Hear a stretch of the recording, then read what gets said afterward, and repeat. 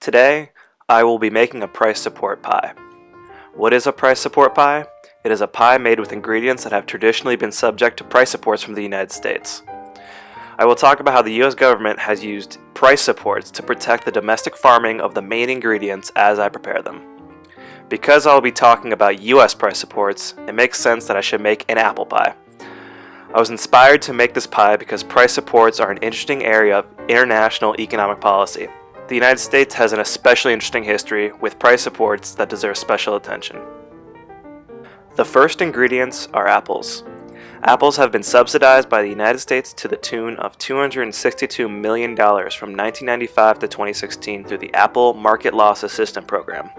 This was a program of the Farm Service Agency that was designed to give security to apple farmers in the United States against foreign competition.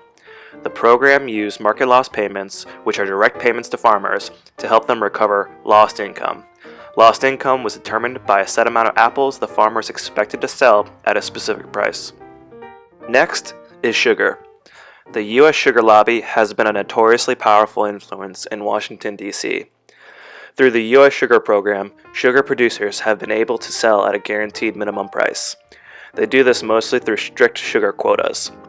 Using these quotas as protection, they claim not to cost the U.S. government 1 cent and therefore not to be on welfare.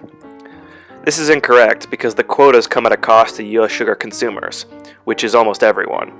Sugar is in almost all processed foods. The removal of these quotas would wreak havoc on the U.S. sugar industry, but lower the cost of goods for everyone else. I add butter and flour next. Dairy has also been a traditional agricultural industry subject to U.S. government assistance. The government has imposed tariffs on foreign dairy products, regulated milk prices, and, most famously, bought up large amounts of cheese and butter to guarantee minimum prices to dairy farmers. The government has also paid dairy farmers directly through market loss payments. The all-purpose flour is made from wheat. Wheat farmers in the United States benefit from direct government payments, crop insurance subsidies, and other forms of assistance from Uncle Sam. Looks like I can put the pie in the oven. While the pie bakes, let's talk about why these price supports and market interventions are in place. Price supports for farmers in the United States have their origins in World War I, the Dust Bowl, and the Great Depression. Europe, a major export market for U.S. agriculture, was completely destroyed after the war. The combined effects of the Dust Bowl and the Great Depression also posed an existential threat to farmers. They increasingly lost faith in markets to guarantee their livelihoods. Today, U.S. agriculture looks much different. Farms are much more consolidated and powerful than they were almost a century ago. The idea of a family farm is dying away as big agribusiness is taking its place. Price supports still remain, but are slowly being chipped away.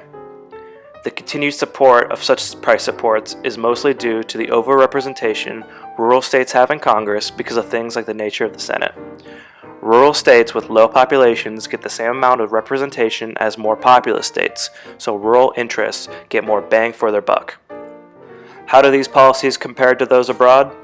Most other high-income countries have a system of agricultural protection like the United States. In low-income countries, such as some in Africa, it is more common to see governments intervene to keep food prices artificially low instead of high. The governments of those countries are often more beholden to their urban populations politically, and thus have different priorities. Looks like the pie is done. Good thing I didn't mess it up and be forced to use a stock photo of a pie instead. Delicious. Thank you for watching.